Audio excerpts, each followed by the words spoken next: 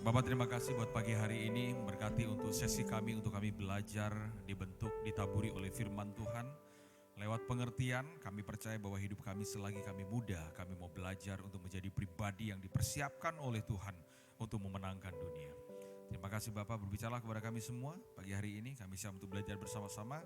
Di dalam nama Tuhan Yesus kami ucap syukur dan berdoa, haleluya yang sudah siap untuk belajar sama-sama katakan amin. Beri tepuk tangan yang terbaik, silakan duduk teman-teman. Anyway, good morning. Good morning.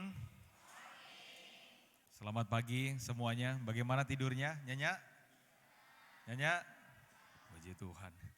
Ini semua pakai putih-putih ya? Hah? Ya, semoga putih tidak cuma bajunya ya. Karena banyak orang sekarang jadi Kristen cuma dandanan dari luar. I'm sorry to say, Kristen itu jauh lebih penting dengan apa yang ada di dalam. Jangan hanya sekedar penampilan yang di luar, tapi penampilan yang di dalam itu harus bisa jadi berkat buat orang lain. Ya. Karena yang menentukan kita itu pada akhirnya hidup dan perbuatan kita. Whatever you say, orang di luar sana mereka tidak butuh dandanan di luar kita.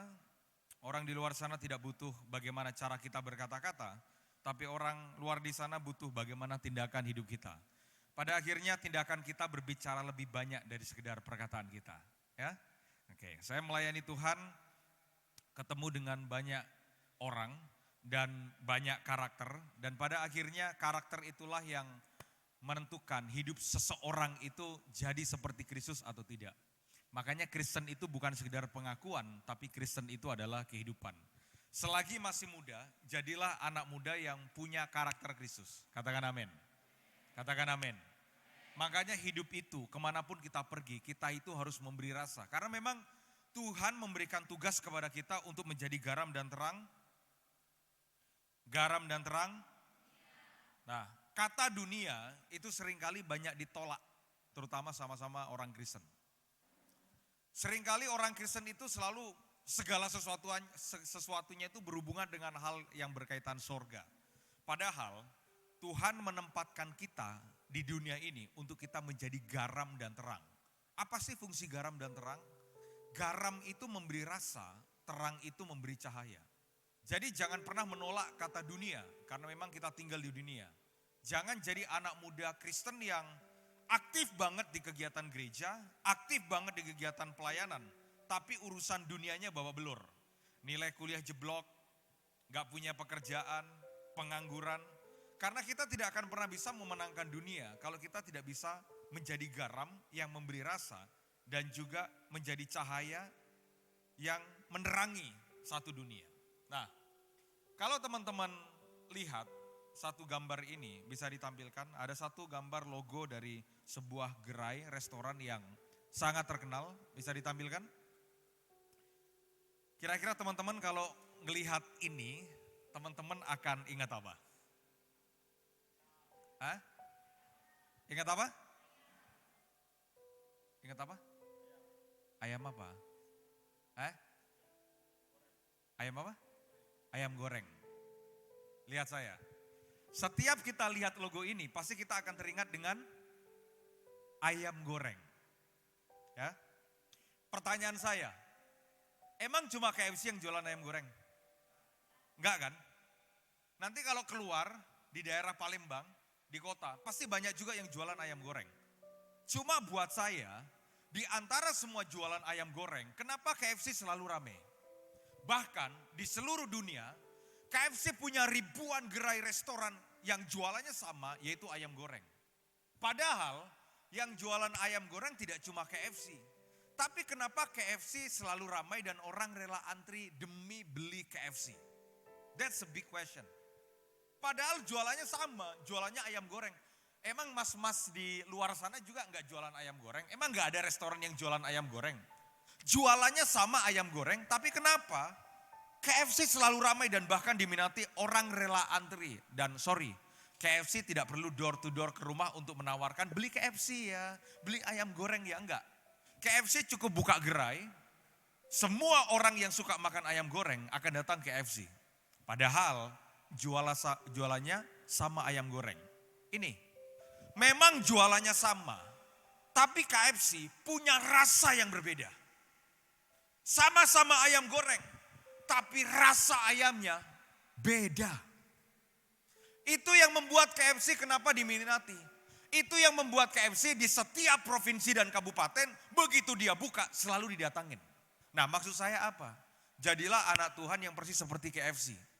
Dimanapun kamu berada, kamu selalu didatangin. Dimanapun kamu berada, orang selalu datang atas hidupmu. Dimanapun kamu berada, berkat akan selalu datang atas hidupmu. Makanya jadilah Kristen yang seperti KFC. Memberi rasa.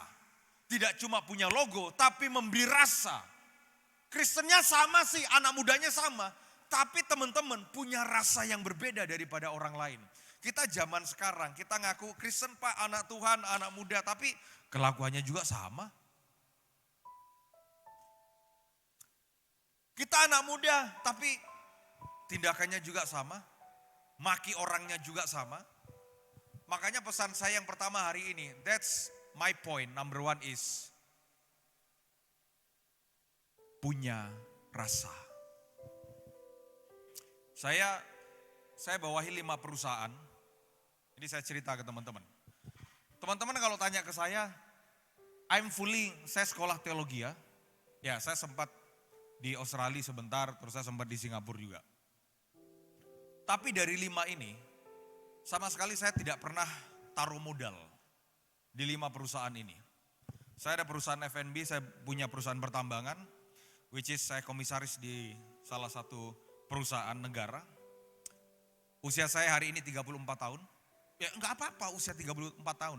Karena Alkitab bilang begini, jangan seorang pun menganggap engkau rendah karena engkau, tetapi berubahlah lewat kelakuan, tindakan, hidupmu kan. Gak apa-apa kita muda. Saya belajar dari dulu.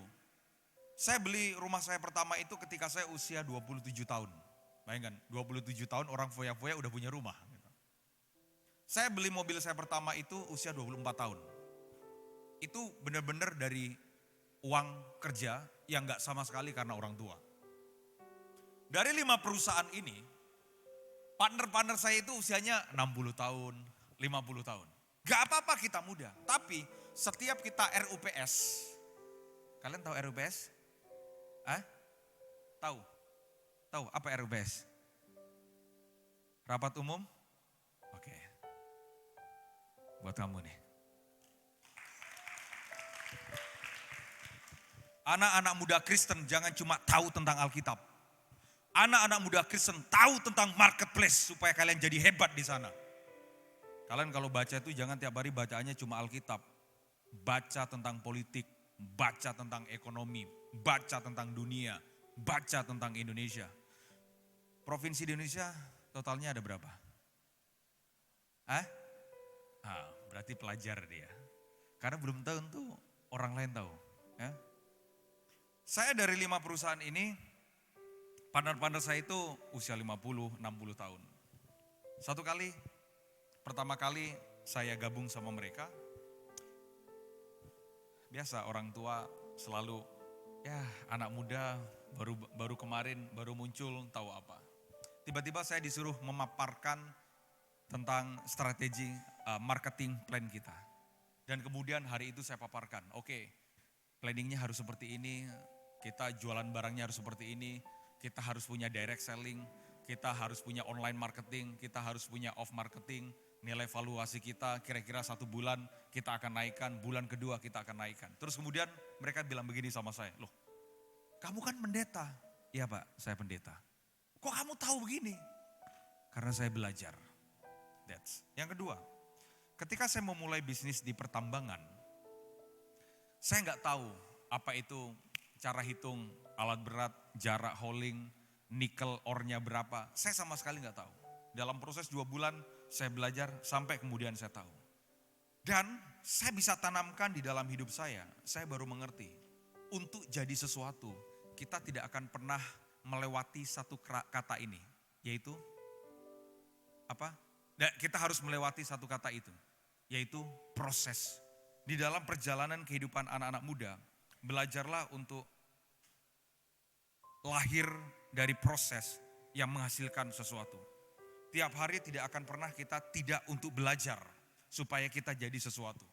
Makanya KFC itu ketika Colonel Sanders buka gerai KFC. Mengalami kegagalan, satu kali gagal gak pernah menyerah, dia buka lagi. Satu kali gagal, resepnya diubah lagi. Satu kali gagal, resepnya diubah lagi. Satu kali gagal, resepnya diubah lagi. Dan berkali-kali dari perubahan proses itu menghasilkan KFC yang punya rasa dan sampai hari ini diminati. Dan sampai hari ini orang rela antri dan berbondong-bondong untuk menikmati ayam KFC. Kenapa? Karena melewati proses gagal, jatuh bangun, tapi gak pernah menyerah. Karena buat saya orang yang hebat bukan mereka yang tidak pernah gagal dalam hidup. Tapi orang yang hebat adalah ketika mereka mengalami kegagalan, tapi mereka mau bangkit lagi. Mengalami kegagalan, tapi mereka mau bangkit lagi. Karena dari setiap kegagalan pasti akan membuat mereka pada satu puncak namanya kesuksesan. Jangan pernah bermimpi ada di atas gunung kalau kita tidak merangkak dari bawah untuk bisa naik ke atas gunung. Anak muda biasanya suka di atas gunungnya, tapi anak muda tidak suka pada proses merangkak sampai ke atasnya. Hidup itu bicara tentang sebuah proses. Tuhan tidak mungkin menempatkan seseorang ada di puncak gunung tanpa melewati proses untuk merangkak naik ke atas. Selagi masih muda, belajarlah yang banyak. Selagi masih muda, saudara belajarlah berproses yang bahkan cukup menyakitkan, gak apa-apa. Yang penting proses itu membawamu untuk bisa naik ke atas. Dan gak ada satupun di dalam Alkitab orang yang hebat tanpa mengalami proses dari bawah. Siapa namanya? Saya mau bagiin pagi ini, namanya Daud. Daud ini bukan siapa-siapa. Daud ini anak muda yang bahkan tidak disayang sama papanya. Mau bukti kenapa Daud tidak disayang sama papanya. Satu kali Tuhan bicara sama Nabi Samuel, Samuel kamu pergi ke sebuah kota namanya Bethlehem. Tadi malam saya khotbahkan tentang Bethlehem. Bethlehem is the small city. Bethlehem itu kota kecil, kota yang gak pernah dianggap. Seringkali kalau mau cari pemimpin, carilah pemimpin dari kota besar, Yerusalem. Tapi Tuhan bicara sama Bethlehem, kota kecil. Makanya justru kadang pemimpin hebat itu dilahirkan dari kampung-kampung kecil.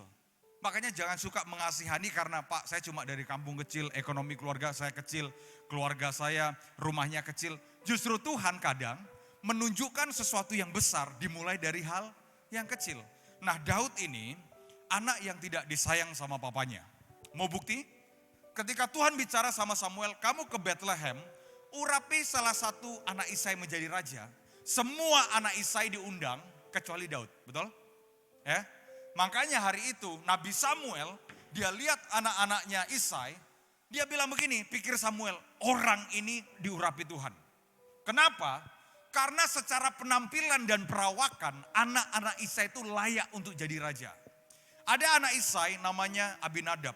Abinadab itu kekar ganteng. Mirip dia, kira-kira gitu. Abinadab itu kekar ganteng. Suka fitness, suka nge-gym. Kalau ditanya, apa kabar? Haleluya! Gitu. Saking kekarnya. Cuma hari itu ketika Abinadab ketemu sama Samuel, tiba-tiba Samuel mikir begini, kayaknya orang ini dipilih Tuhan nih. Dan Tuhan bilang begini, Sam, aku Tuhan, bukan Tuhan yang melihat perawakan, aku Tuhan yang melihat apa? Tuhan yang melihat perawakan itu penampilan luar, tapi hati itu kedalaman. Jadilah anak muda yang tidak keren cuma penampilan dari luarnya. Makanya kalau selagi muda, jangan cuma sibuk sama penampilan luarnya. Ada banyak anak muda yang penampilan luarnya keren, tapi sorry to say, kosong. Makanya kecantikan dan ketampanan itu tidak dimulai dari wajah. Tapi kecantikan dan ketampanan itu dimulai dari karakter. Kok kayaknya melongo semua ini. Coba bilang kanan kiri, karakter. Jangan menjadi tampan dan cantik cuma karena wajah. Tampan dan cantik itu tidak terlihat karena wajah. Tampan dan cantik itu kelihatan karena karakter. Makanya jangan cantik wajah tapi buruk dalam karakter. Karena yang paling penting itu harus cantik dan tampan dalam karakter. Cantik dan tampan dalam perbuatan. Saya waktu sama istri, waktu pacaran. Istri saya itu ya primadona yang diperebutkan sama banyak laki-laki lah kira-kira gitu. Ya sekalipun pada akhirnya aku yang jadi juaranya, kira-kira gitu. Ada banyak anak-anak para pengusaha yang datang ke istri saya. Pokoknya dia dijodohin lah. Tapi dia tetap maunya sama saya. Gembel bos, gembel. Ya ganteng sih sedikit, selebihnya gembel. Waktu itu saya tanya sama dia, sayang kenapa kamu mau sama aku? Dia jawab, kamu ganteng sih enggak sih? Ya karena saya sadar diri, saya sama Aliando masih ganteng Aliando. Jadi sadar diri Pak kita. Tapi kenapa kamu maunya sama aku? Dia bilang gini, kamu ganteng sih enggak. Tapi dia bilang, kamu punya duit sih enggak. Karena yang lain punya banyak duit. Tapi kamu punya karakter. Kamu punya integritas. Makanya saya cerita buat teman-teman. Saya sama istri itu ngerasain yang namanya ya malam pertama itu ya ketika menikah. Kenapa? Karena buat saya nggak mungkin jadi laki-laki yang sebajingan laki-laki yang lain yang nggak kenal Tuhan. Makanya buat saya, kalau saya kenal Tuhan, saya nggak akan pernah jadi seperti laki-laki yang bajingan itu. Karena buat saya mungkin nggak punya duit. Saya mungkin orang tua saya bukan orang tua kaya. Tapi saya punya harga diri karena saya hidup di dalam kekudusan. Itu yang membedakan saya daripada laki-laki yang lain. Pertanyaan saya, lu bedanya sama laki-laki yang lain apa sih? Hah? Apa? Kalau saya anak Tuhan, kalau mereka bukan. Kalau saya anak Tuhan, kalau mereka bukan. Oke.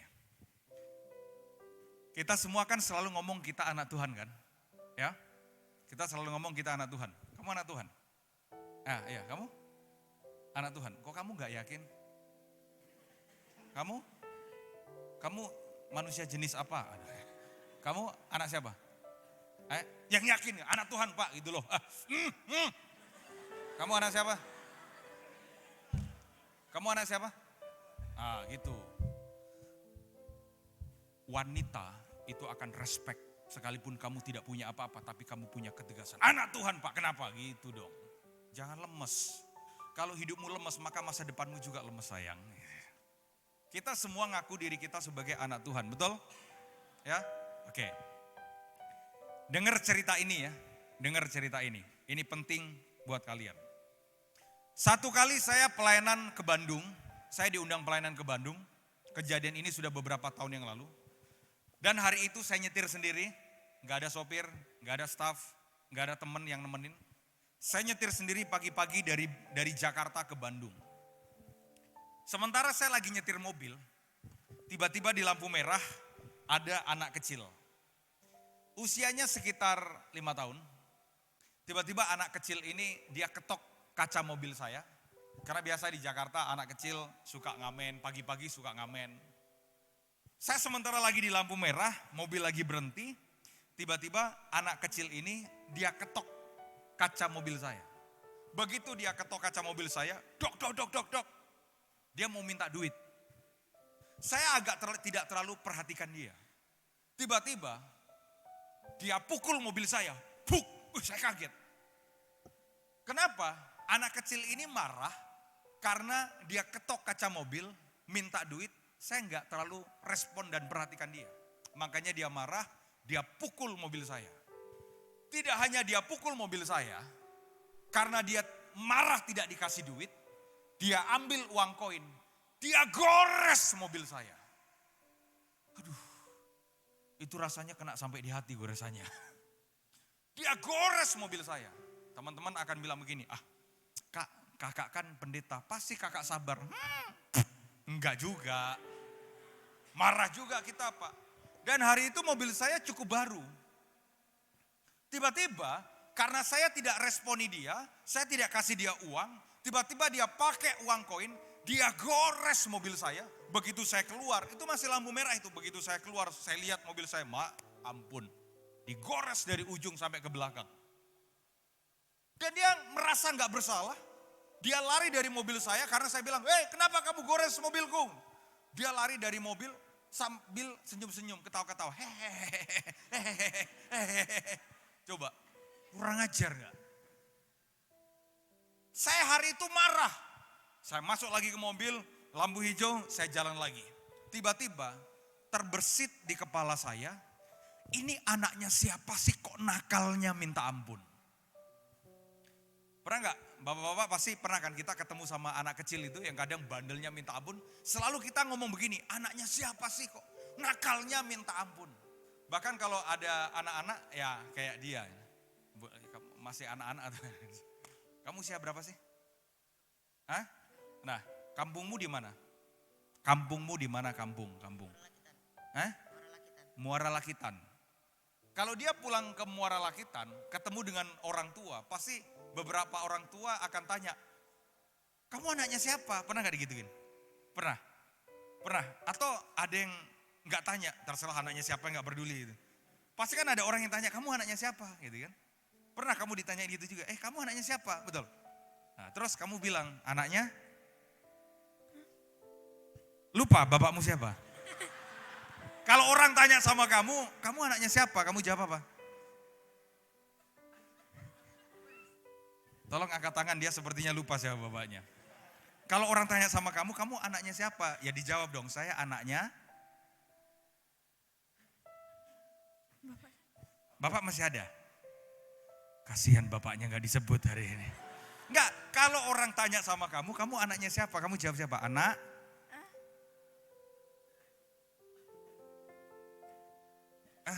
Nama Pak. Ada minyak urapan. Kelihatannya perlu pertobatan dia. Enggak, bapak masih ada. Ayah masih ada. Ayah. Tahu ayah kan? Tahu bapak kan? Bapak adalah seorang laki-laki yang punya istri. Dan kemudian dia menafkahi hidupmu yang ada di rumah. Itu yang biasanya kumisan. Tahu bapak kan? Tahu. Nah, nama bapak siapa? Kamu kakaknya? Itu kakakmu. Nama kakak jangan-jangan lupa. Siapa nama kakak siapa? Meyer. Siapa? Meyer. Nama kakak Meyer. Nama bapak?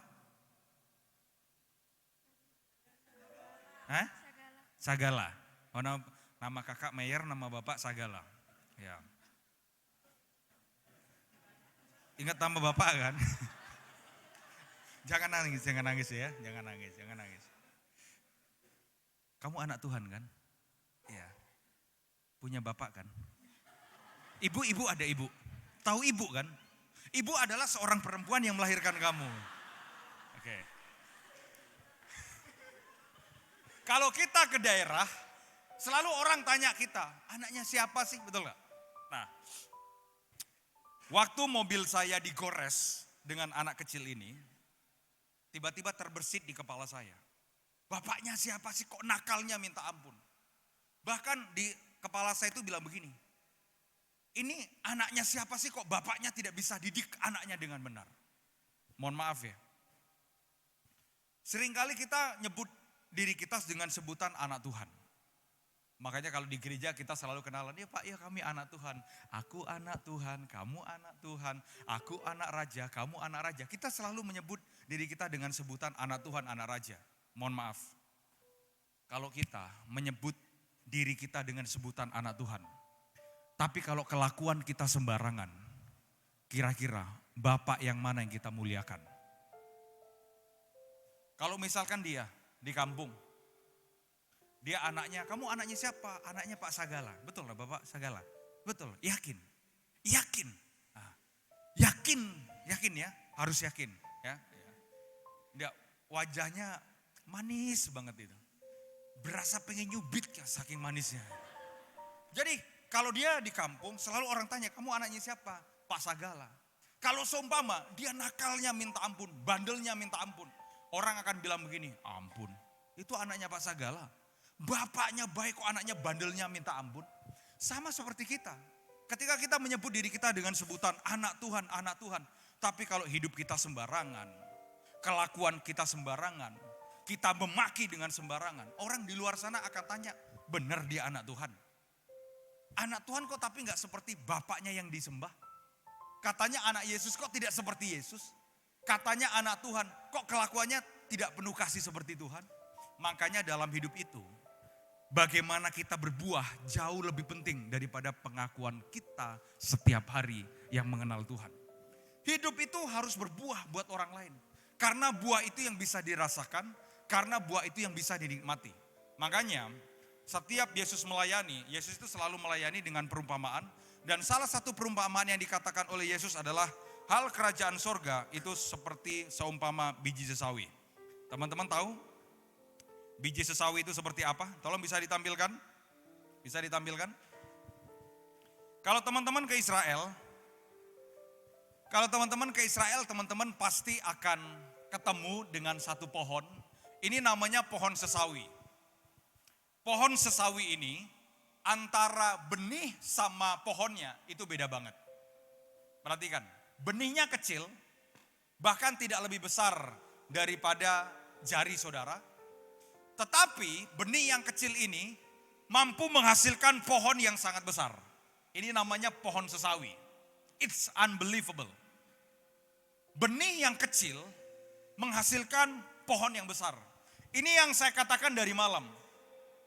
Tadi malam saya bilang begini, siapapun kita, mungkin kita dari kampung kecil, keluarga, dari ekonomi kecil. Tapi kita bisa menjadi pohon yang sangat besar, katakan amin. Makanya, kalau kita beriman, sama seperti yang Yesus katakan, kalau kamu punya iman sebesar biji sesawi, kamu bisa berkata kepada gunung, supaya pindah, maka gunung itu pindah. That's so very powerful tentang biji sesawi. Benih yang kecil menghasilkan pohon yang besar. Makanya kalau kita buka Matius pasal 13 ayat 32, kita akan baca sama-sama. Yuk kita baca sama-sama. 1, 2, 3. Memang biji itu yang paling kecil dari segala jenis benih. Tetapi apabila sudah tumbuh, sesawi itu lebih besar daripada sayuran yang lain, bahkan menjadi pohon. Sehingga burung-burung di udara datang bersarang pada cabang-cabangnya. Kalimat yang pertama, yang Matius 13 ayat 32 tulis adalah, memang biji itu yang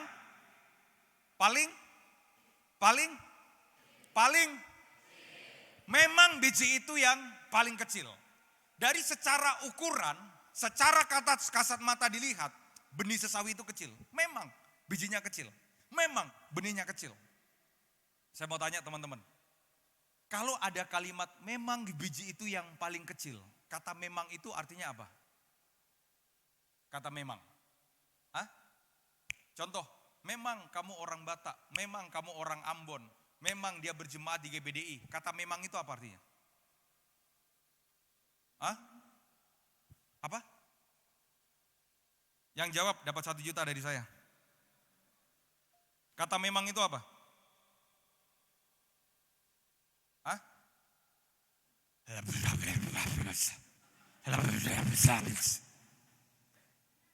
Ayo, anak muda pagi-pagi otak mesti harus encer. Kata memang itu apa? Memang dia orang Batak, artinya apa? Memang dia orang Manado. Kata memang itu apa? Hah?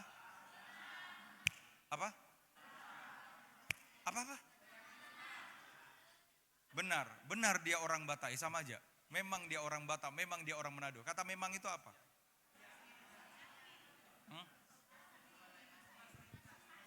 Kata memang di dalam bahasa Indonesia itu dipakai satu kata untuk menunjuk pada sebuah pernyataan, kepastian, dan keyakinan. Memang, berarti itu adalah sebuah kepastian dan keyakinan. Secara pasti, biji sesawi itu memang kecil. Tapi Alkitab bilang begini, dia yang paling kecil dari segala jenis. Memang dia yang paling kecil. Jadi kalau di antara kalian ada yang bilang begini, Pak, di antara semua peserta ini, Pak, saya yang paling kecil. Di antara semua peserta ini, Pak, ekonomi keluarga, saya yang paling kecil. Di antara semua peserta ini, Pak, dari kampung saya yang paling kecil. Memang biji itu yang paling kecil dari segala jenis benih. Tetapi apabila sudah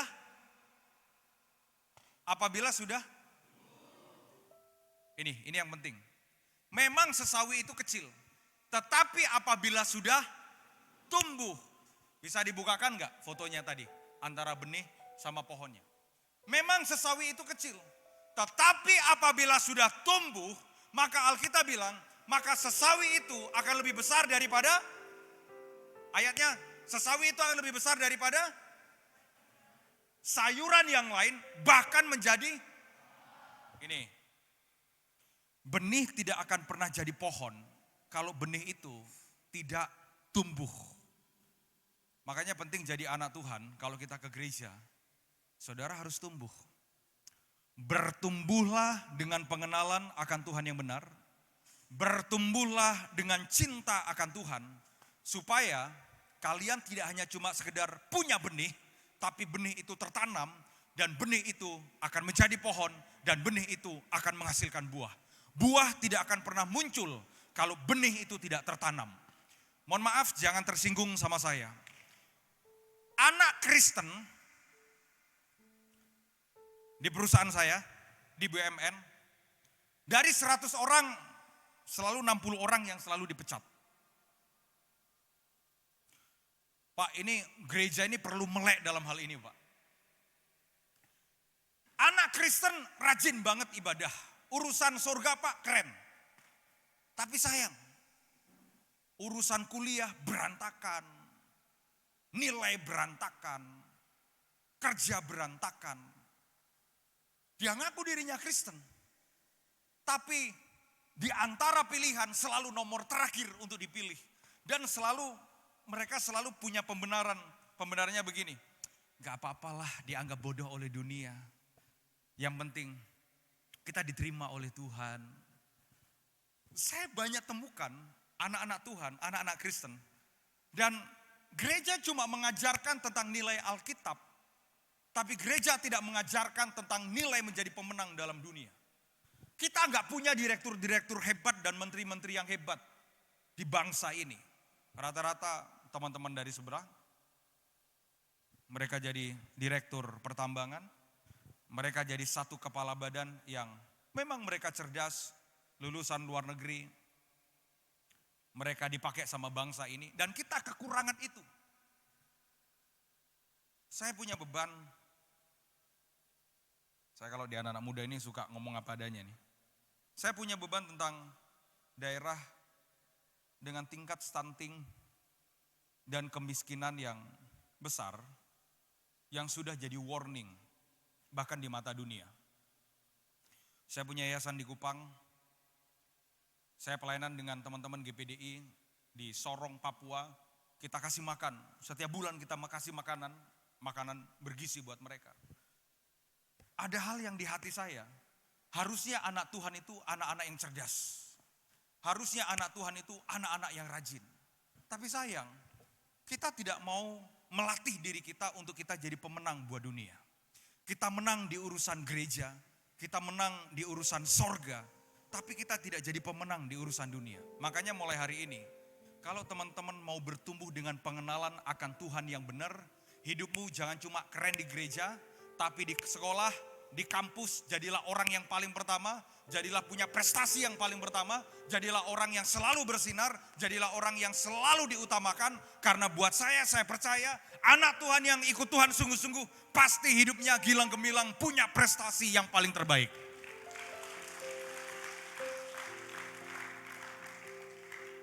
Saya mau tanya, ada yang peringkat 1 di kelasnya? Angkat tangan. 1, 2, 3, 4, 5, 6, keren. Ada yang peringkat 2 di kelasnya? 2, 3, tuh. Ada yang peringkat 3 di kelasnya?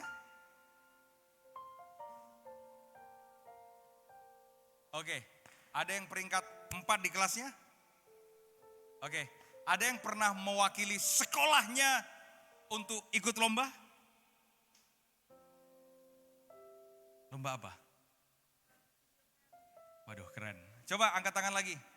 Kebanyakan cewek ya, cowoknya kemana ya? Oh ya, kamu wakili sekolah kemana? Hah? Kemana? Wakili sekolah kemana? Wakili sekolah kemana? Futsal. Kamu? Voli. Olahraganya kuat ya?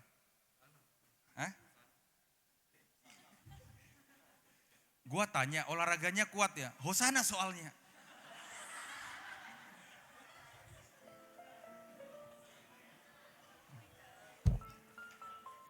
Ada gembala Hosana di sini? Mana Pak? Hah? Yang main drum Pak Gembala. Pak Gembala, Gembala muda. Oke, gembala seniornya? Keren Pak, Bapak berhasil menanamkan sesuatu yang keren. Saya tanya, kok bisa main futsal? Ya sekalipun jawabannya gak nyambung Pak. Kok bisa olahraganya keren? Hosana, ya agak gak nyambung. Itu persis kayak begini Pak, itu persis kayak di situ ada sate babi, terus kemudian kamu makan sate babi, ya kambing saja. Agak nyambung, tapi keren Pak, keren. Kamu? Ini Hosana semuanya? Ini satu kelompok ini Hosana? Ada juga di? Oh itu, kok berkelompok lagi ini Hosana? Ini Hosana, ya itu sana Hosana pembaharuan. Oke, keren. Terus yang lain, tadi angkat tangan yang lain mana? Kamu? Futsal sama volley. Memang Hosana suka olahraga Pak ya? Pendetanya suka olahraga? Oh suka. Oh sepeda. Oh ya. Pak Pendeta boleh berdiri dikit? Berdiri.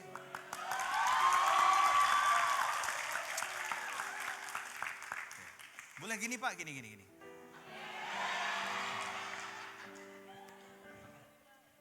Bilang gini, Bapak keren Pak, Bapak keren Pak. Bapak keren Pak. Pak, buat bapak-bapak gembala, ibu-ibu gembala, kalau sama anak-anak muda jangan terlalu jaim bangun tembok, tapi jadilah jembatan untuk merekatkan hubungan mereka. Saya sama anak-anak rohani saya, adik-adik rohani saya banyak Pak. Saya nggak mau dipanggil kakak, nggak mau. Saya kalau perlu mereka itu bisa bilang gini, Kak, lu keren Kak, gitu. Coba bilang, Pak Gembala, lu keren Pak Gembala. Gitu. Itu bukan memanggilnya apa? Koko, uncle, oh ya bilang, keren dong. Lu keren Kel.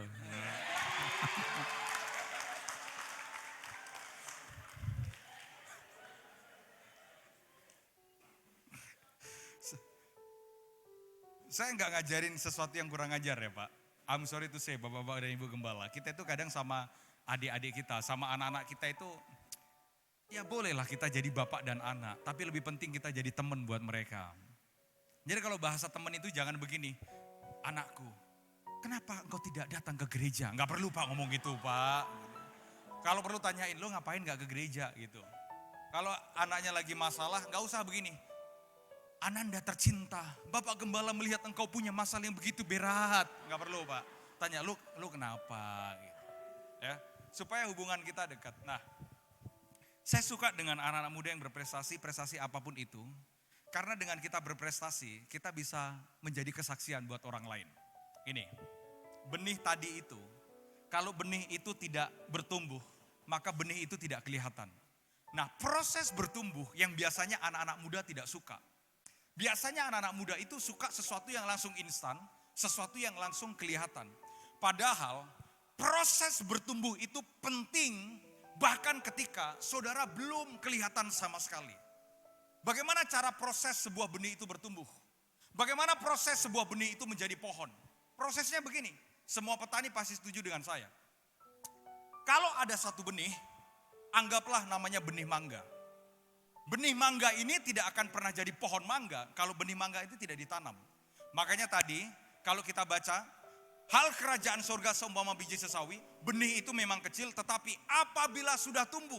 Makanya penting untuk jadi anak muda, saudara mesti bertumbuh di dalam Tuhan. Jangan cuma ikut-ikutan ke gereja, jangan cuma ikut-ikutan pelayanan tapi tidak pernah bertumbuh. Nah, untuk bertumbuh itu perlu proses namanya didikan. Makanya tema dari kalian retreat ini, Send Generation.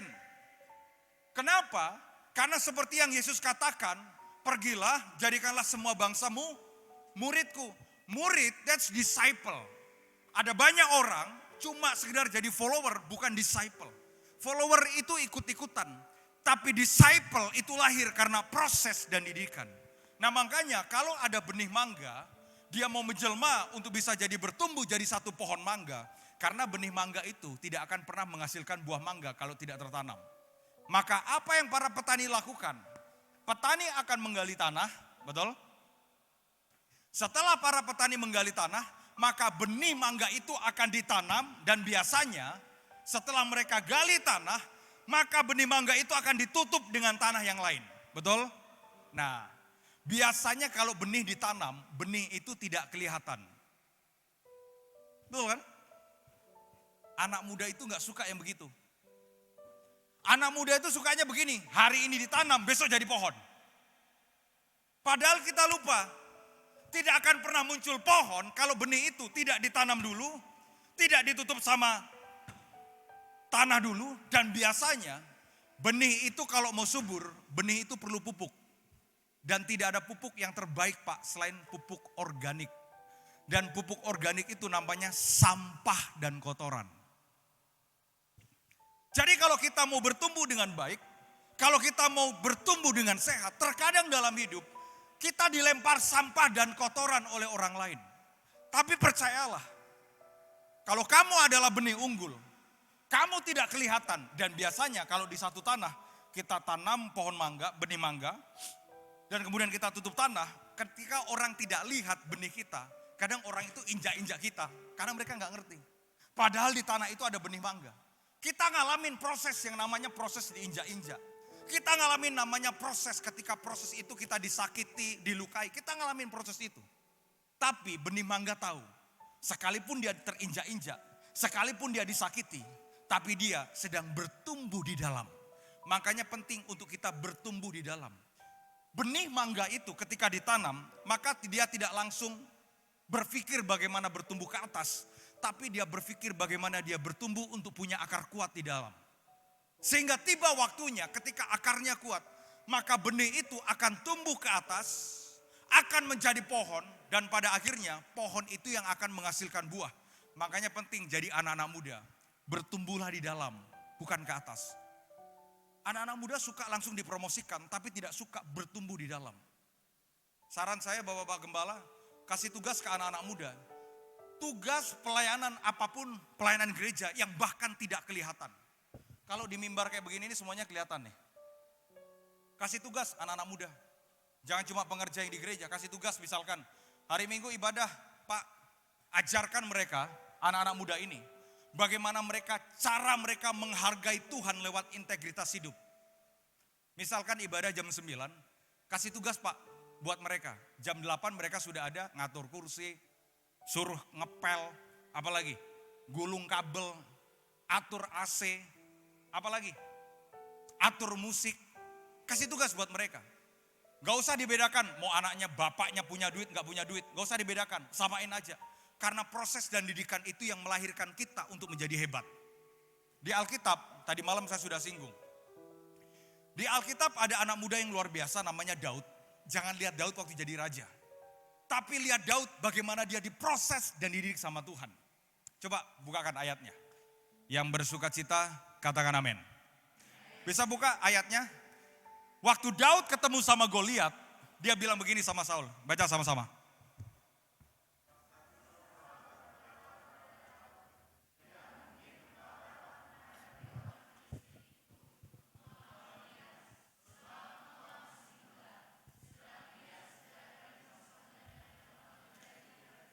Waktu Daud ketemu sama Saul untuk menghadapi Goliat, Saul itu bilang begini, kamu mau lawan Goliat? Kamu yang kecil ini mau lawan Goliat? Saul bilang begini, gak mungkin engkau dapat menghadapi orang Filistin itu untuk melawan dia. Sebab apa? Engkau masih muda. Nah, bedanya Daud dan Goliat adalah Goliat itu sejak dari kecil sudah dididik menjadi panglima perang. Goliat itu sejak dari kecil, dia sudah dididik untuk menjadi prajurit tempur di medan lapangan. Sedangkan Daud, dia gak pernah bertempur.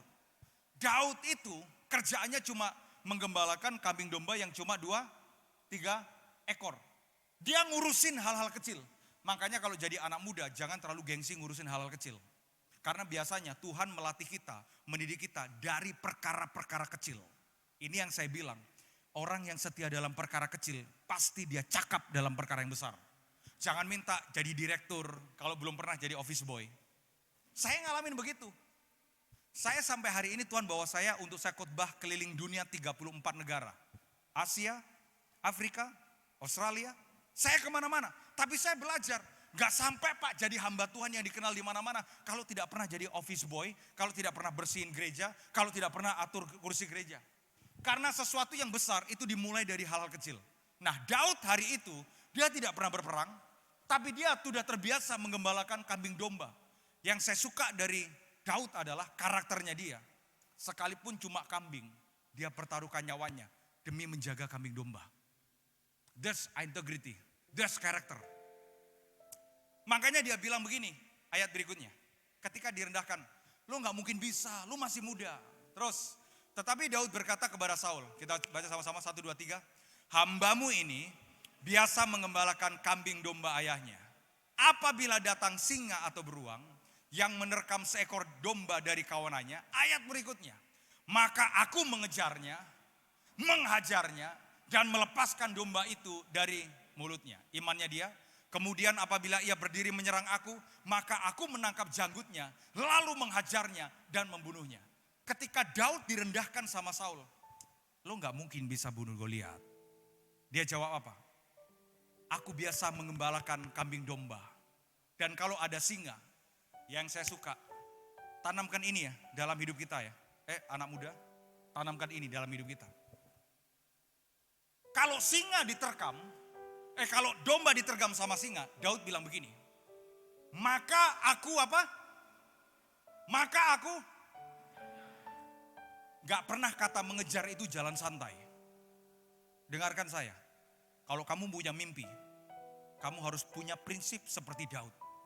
Mimpi apapun itu, aku mengejarnya. Iman itu begitu, anak muda. Mimpi apapun itu. Kalian boleh tulis daftar impian yang paling keren, yang paling bagus. Tapi miliki iman, aku akan mengejarnya. Mau jauh pun, aku akan mengejarnya. Kalau punya pergumulan, maka aku akan menang, aku akan mengejarnya. Spirit mengejar itu bukan spirit yang santai. Buat anak muda kita, punya spirit untuk bisa mengejar masa depan yang tidak bermalas-malasan.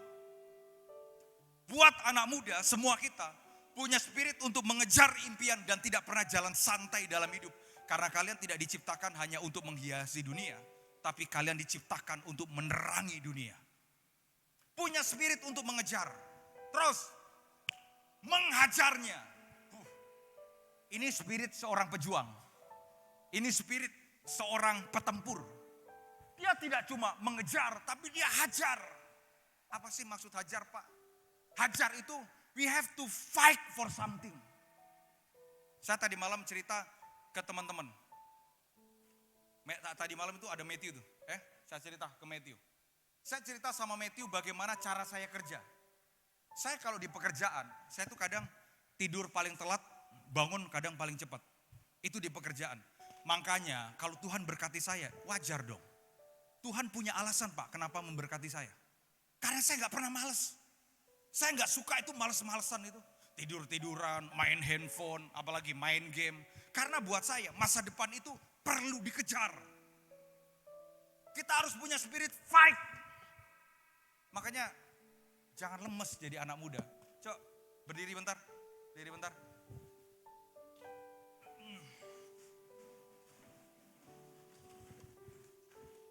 Dan anak muda kalau pagi masih lemes, kalau masih pagi kita lemes, ntar masa depan kita juga lemes. Oke, angkat tangan kanannya. Lihat saya beri waktu 1 menit untuk self-talk, namanya self-talk ini penting.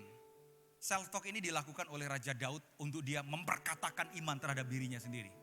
Makanya Daud itu selalu bilang gini, tenanglah hai jiwaku, rohku menyala-nyala. Tuhan memberkati hidupku. Angkat tangan kananmu, tepuk dadamu selama 1 menit. Ucapkan hal yang terbaik, positif termasuk impianmu. 1, 2, 3. Aku diberkati. Tepuk dadanya. Enggak. Sebentar. Ini belum berdoa, belum tutup mata, belum berdoa. Oke. Angkat tangannya. Lakukan ini setiap hari untuk membangun kepercayaan diri. Ya. Tepuk dadamu sambil bilang gini. aku diberkati. Aku punya masa depan yang terbaik. Aku dicintai oleh Tuhan ya. Bukan berdoa ya, bukan berdoa yang, bukan. Tapi self talk namanya. Oke, bisa? 1, 2, 3. Jangan gini, jangan gini. Bilang sama diri, jangan ditepuk, ntar kalau cuma tepuk-tepuk gak punya iman, ntar sakit. 1, 2, 3, tepuk. Aku percaya diberkati, aku percaya jadi berkat bagi bangsa-bangsa. Aku percaya Tuhan akan berperkara hebat atas hidupku. Perkatakan lagi, perkatakan lagi. Ada yang gini.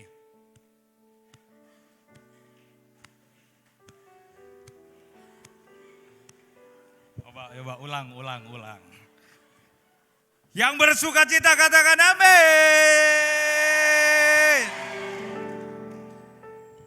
Angkat tangannya. Percaya tanganmu diurapi oleh Tuhan? Percaya perkataanmu diurapi oleh Tuhan? Oke. Ini bukan sesi doa, bukan.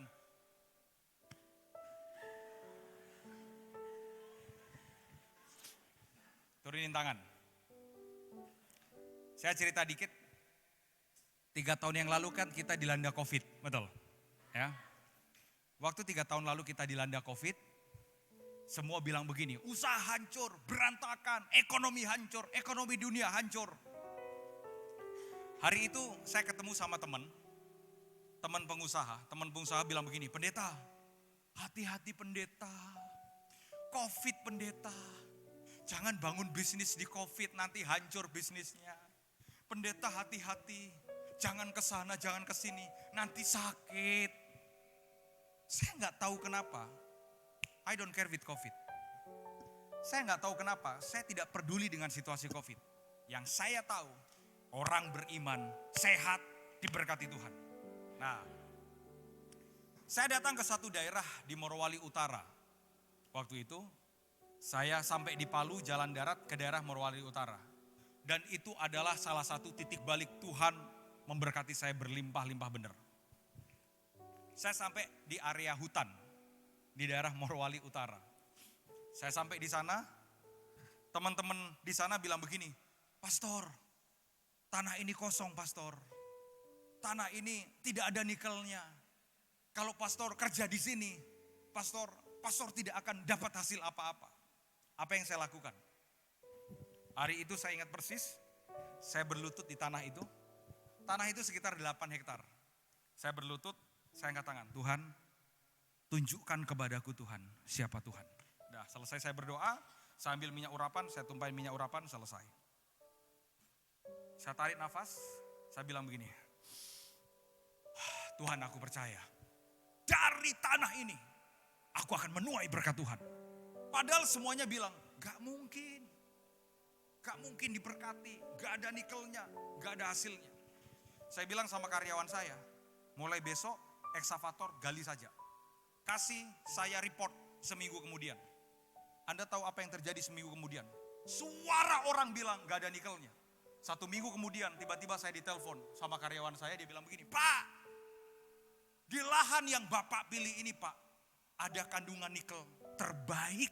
Dan selang 1 bulan, saya dapat kontrak 1,4 juta Singapura dolar dengan partner saya. Anda tahu, itulah yang membuat saya dalam waktu 10 bulan, saya dapat uang cash 3,6 miliar. Kalau 10 bulan 3,6 miliar, 1 bulan berarti 360 juta. Coba mikir. Dari mana uang 1 bulan 360 juta? Makanya kalau beriman gak usah banyak mikir. Karena Tuhan mau kita bukan untuk memikirkan, tapi untuk melakukan. Hasil dari sebuah kesaatan melakukan pasti berkat Tuhan. Dan self-talk selalu saya perkatakan dalam hidup saya. Kenapa penting untuk kita self-talk? Supaya gambar diri kita utuh. Banyak anak-anak sama seperti saya, anak-anak daerah yang gambar dirinya rusak tentang kepercayaan diri. Begitu ketemu sama anak kota sedikit, ya aku cuma anak kampung, sorry. Kita boleh lahir di kampung, tapi dengar kita anak raja.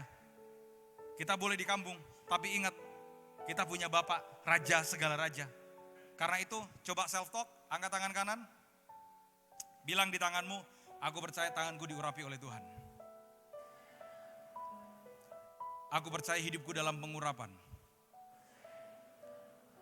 Oke, buka mata. Come on, 1 menit. Self-talk, bilang sama dirimu, perkatakan hal yang baik. 1, 2, 3. Aku percaya diberkati. Aku percaya makin hari makin sehat. Makin hari makin jadi berkat. Makin hari makin berlimpah dengan kebaikan Tuhan. Makin hari makin dipromosikan. Self-talk, come on. Tepuk dadamu self-talk.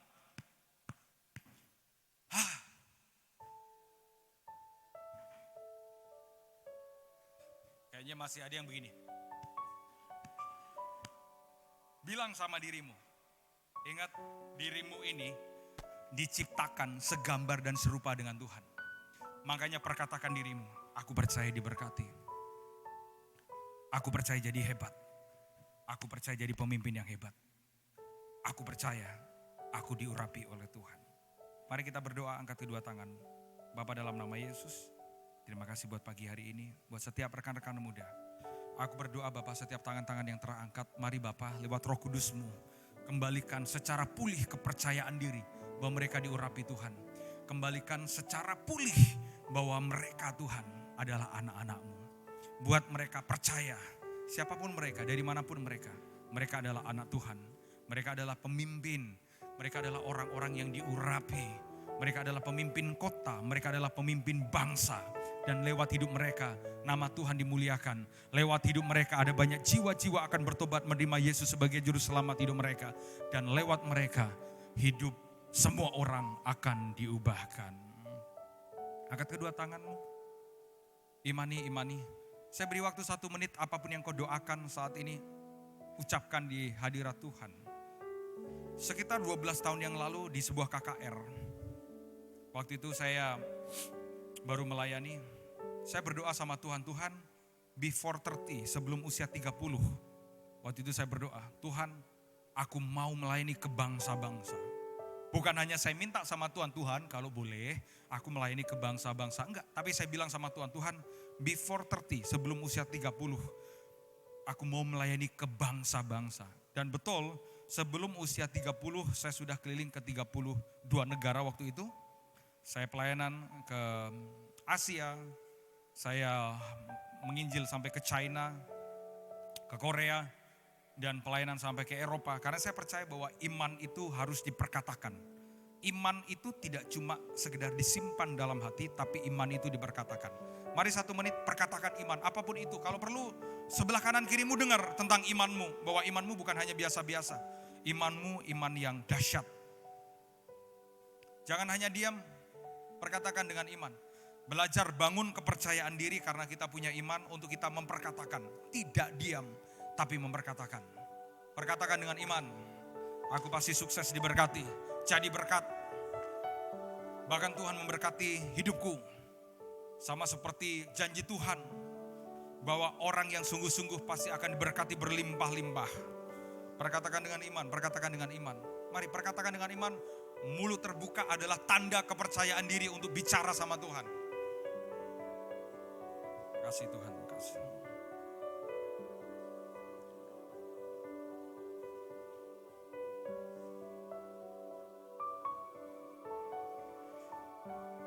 Terima kasih Bapak, terima kasih Tuhan.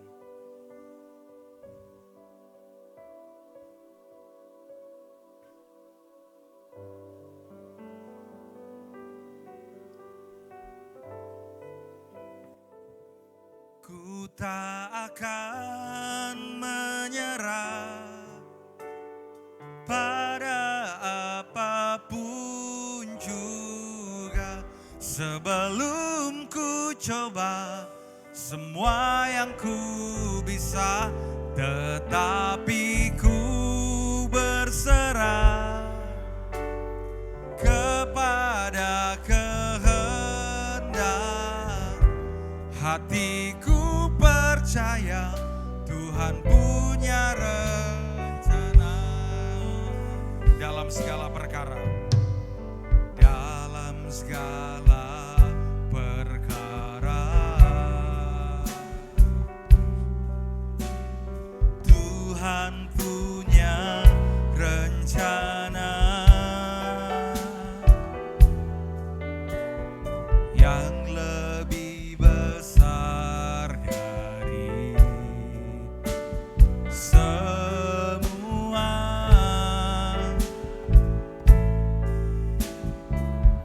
percaya apa yang Tuhan buat tidak ada maksud jahat. Apapun yang kau perbuat, tak ada maksud jahat. Sebab itu ku lakukan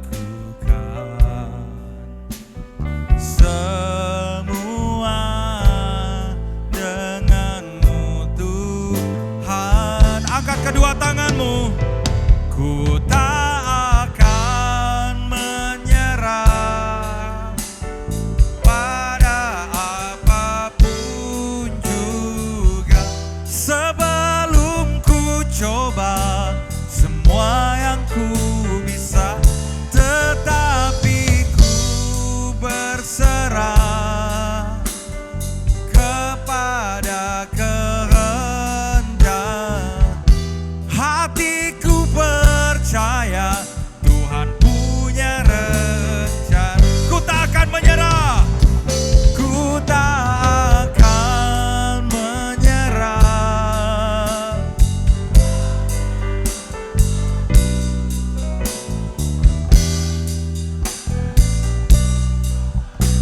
Semua yang ku bisa, tetapi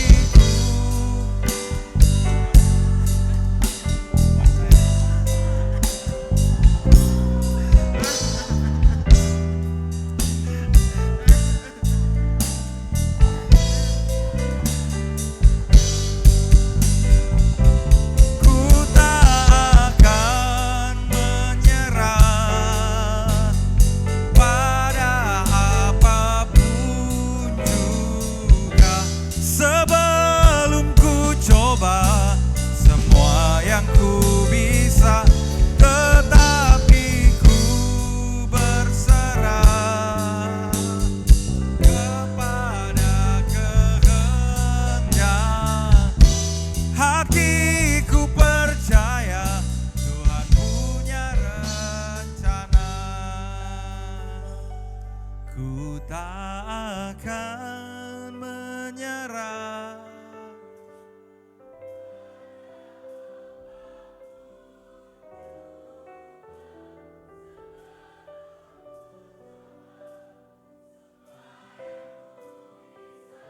Tetapi ku kepada kehendak hatiku. Percaya Tuhan punya rencana. Aku punya Tuhan yang besar. Woo!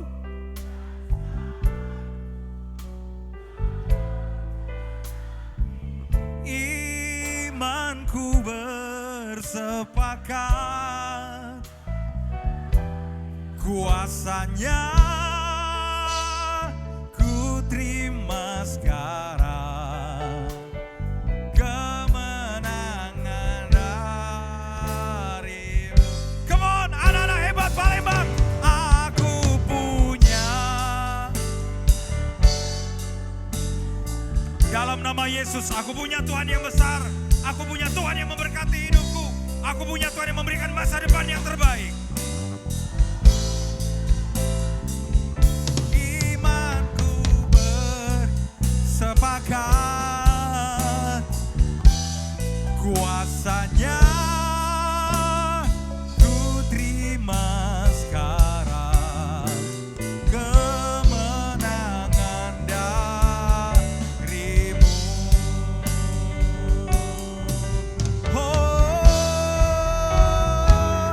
Aku punya Tuhan yang besar.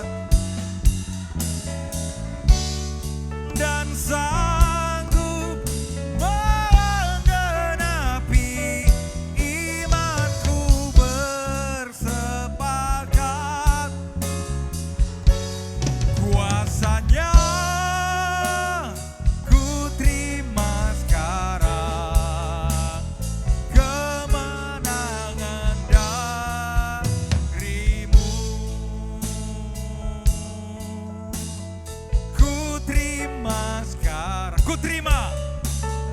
Ku terima sekarang. Ku terima.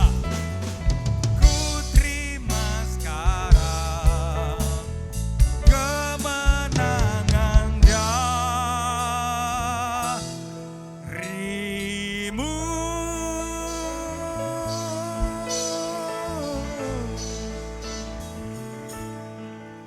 Bapak berkati setiap anak-anak muda. Mereka adalah anak-anak muda yang menang, yang selalu memberkatakan firman atas hidup mereka. Dalam nama Tuhan Yesus kami diberkati. Haleluya. Yang percaya sama-sama katakan amin. Silakan duduk, beri tepuk tangan buat Tuhan Yesus. So don't forget for self-talk. Dimanapun kalian berada, ketika punya masalah, selalu perkatakan dari dalam diri, aku punya Tuhan. Ketika direndahkan, perkatakan dari dalam diri, aku punya Tuhan. Dan ini gaya hidup saya, ini jadi kebiasaan saya. Terkadang sebelum berangkat kerja, anyway, waktu saya ketemu sama presiden, wakil presiden, saya selalu bilang, aku percaya aku diberkati Tuhan. Itu untuk membangun kepercayaan diri, karena saya percaya orang yang percaya Tuhan, dia pasti percaya diri. Tepuk tangan yang terbaik buat Tuhan Yesus. Saya silakan kepada worship leader buat ketua panitia.